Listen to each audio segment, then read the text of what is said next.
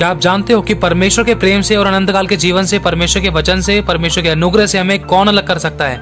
लिखा है रोमियो 8वां अध्याय और 38वीं आयत में, क्योंकि मैं निश्चय जानता हूं कि न मृत्यु, न जीवन, न स्वर्ग के दूत, न प्रधानताएं, न वर्तमान, न भविष्य, न सामर्थ, न ऊंचाई, न गहराई और न ही कोई ऐसी सृष्टि हमें परमेश्वर के प्रेम से जो हमारे प्रभु यीशु मसीह में है ना, हमें कोई भी अलग नहीं कर सकता, सिवाय एक बात के, वो है पाप।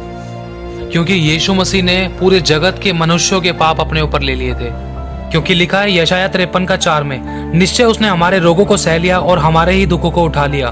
तो अभी हमने उसे परमेश्वर का मारा कूटा और दुर्दशा में पड़ा हुआ समझा, परंतु वह हमारे ही अपराधों के कारण घायल किया गया और वह हमारे ही अधर्म के कामों के कारण कुचला गया और हमारी ही शांति के लिए उस पर ताड़ना पड़ी कि उसके कोड़े खाने से हम लोग चंगे हो जाएं।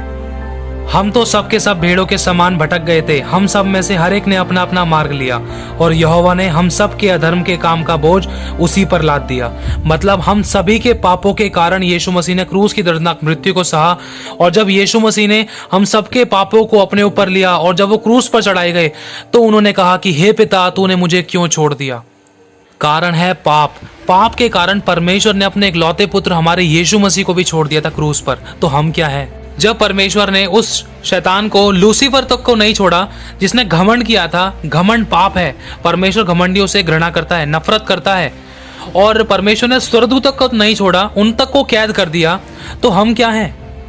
परमेश्वर का वचन सबके लिए एक सा है, चाहे वो कोई भी हो। और लिखा है दूसरा इतिहास 14वां अध्याय, तब यदि मेरी प्रजा के लोग जो मेरे कहलाते हैं दीन होकर प्रार्थना करें और मेरे दर्शन के खोजी हों और अपनी बुरी चाल से फिरें, तो मैं स्वर्ग से सुनकर उनका पाप क्षमा करूंगा और उनके देश को ज्यों का त्यों कर डालूंगा।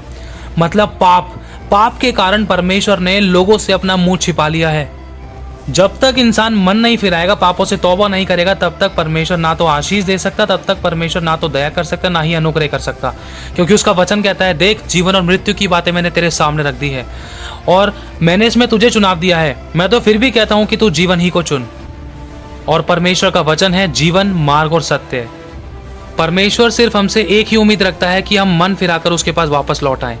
यूहन्ना के द्वारा भी मन फिराव का प्रचार किया गया, यीशु के द्वारा भी मन फिराव का प्रचार किया गया, यीशु के चेलों के द्वारा भी, और प्रकाशित वाक्य भी हमें मन फिराने की चेतावनी देता है। इसीलिए मन फिराओ और पापों से तौबा करो, क्योंकि पाप की मजदूरी तो मृत्यु है, और जो जानबूझकर पाप करता है उसके लिए कोई और बलिदान बाकी नहीं है।